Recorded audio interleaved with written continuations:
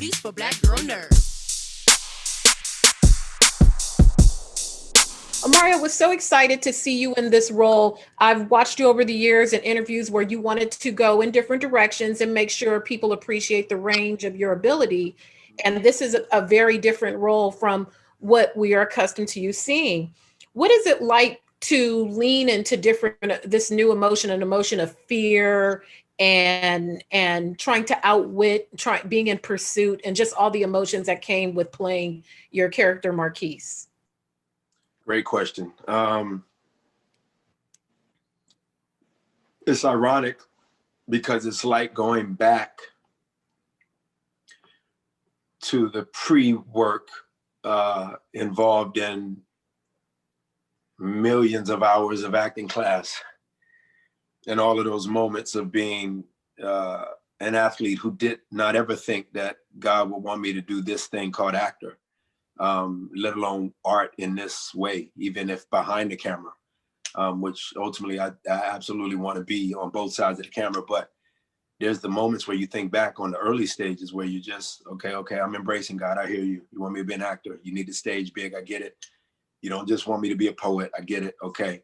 Now, how do I go about getting that? There's an immediate dive that football doesn't ask of you.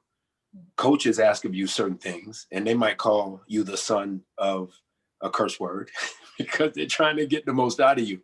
Mm-hmm. But while they're calling you a son of B, they're not asking you to dive into the ugliest part of who you are. They're actually asking you in the athletic space to get the greatest of who you are out of you. Ali said it best. I had to say I was the greatest before I knew, or before anybody else could say I was the greatest. He said, I said I was the greatest. I didn't even know if I was that. I just said it.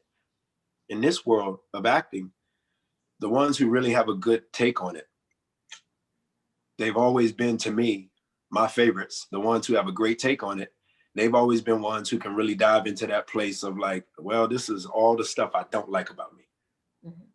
They're like really minimal in terms of how much time they spend on what they do like about themselves. In an interview, they might come off like they really like themselves. But to get to the space where you embrace their characters that they play, that they bring to life, that the world becomes fans of, they got to really go to a place where they really see the ugly in them. Then they grab the character. Then they grab whatever they have inside of them that's cool. They add what's good to the ugly of the character, which means you got to get right to the ugly of your own character. So for me to play this guy, I hadn't been in that space before. I've definitely been in the space of looking in the mirror and going, damn, oh, you ain't really great at this. Or I don't really like this side of who I am. But I've never had to dive in so deep. Marquis T. Woods is deeply having to go to the 8-year-old parts where we go, I feel ugly. People are looking at me. This group of friends won't rock with me. This girl doesn't like me. Like whatever those pubescent things were for me, acting class asked me to throw all of that in the beginning of my career. I haven't had to throw that in on most characters. This character was like, go back to acting class. There's wood underneath your feet in this 12 by 15 foot room. You're in an attic. Treat it like stage. Treat it like a play. You got one castmate. It's not so many people around you. The castmate is a legend, and that being Loretta. Just be a little boy who's broken. That was my focus through the whole movie. Yeah. I can't get rid of the storyline, but I can make sure that within the storyline, there's the brokenness needed. And so it took me to a place I haven't mentally or spiritually ever had to go.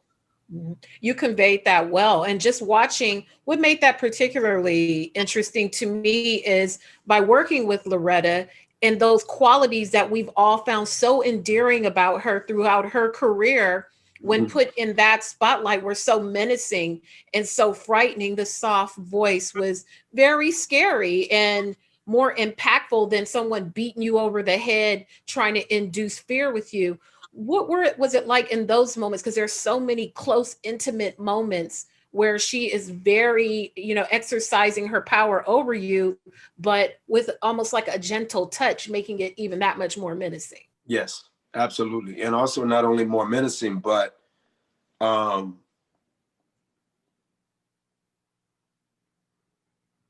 she being cast to play it keeps you in your head more, because you got a prior knowledge of her person.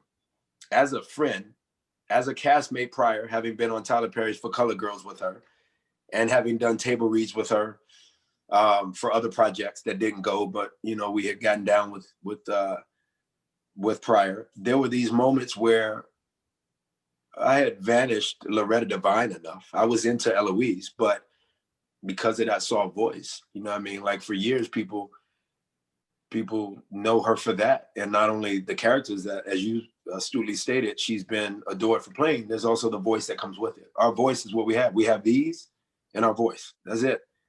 You don't necessarily have much outside of that. People can dress you, shout outs to the costume designer. People can light you, shout out to the lighting. People can gaff you or sound you, shout outs to the mic department. But what they can't do is rectify or change this gift that God gave you. For her, it's this light, soft-spoken voice. For Omari, it's this raspy, itchy voice. She played characters that were befitting of that voice. So now with her being next to me in that voice, if somebody else is cast in that role, maybe I'm not as confused and you don't see my eyes going back and forth trying to figure out, wait, does she love me or does she not? For her to be cast in that, it made me wonder.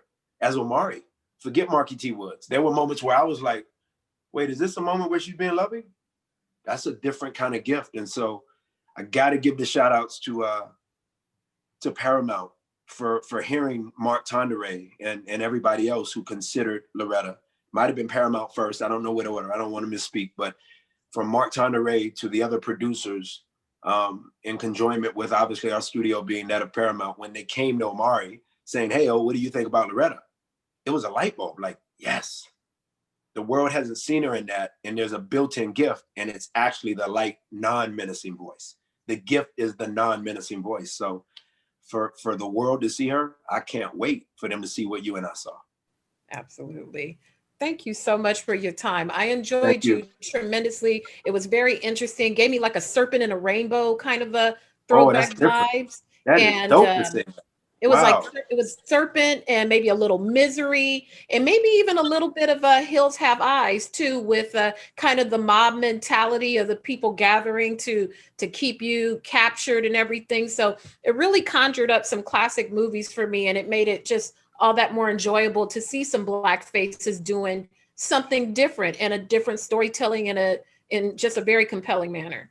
Good on you. Good on you for receiving it as such. I didn't even have the perspective of The Hills Have Eyes, but that mob mentality and that which Loretta's character, and of course John, who played beautifully her husband, what they were, another legendary actor, what they were able to absolutely do, pretty special, because they had the whole town believing in what they believed in. And obviously Kurt being the writer, you know, he added that, but then they played it perfectly. I didn't think about The Hills Have Eyes until right now. But it does have remnants of that for sure. For sure. Thank you, Omari. You are wonderful. Thank you so much. Good. I appreciate it. Very humble. Thank you.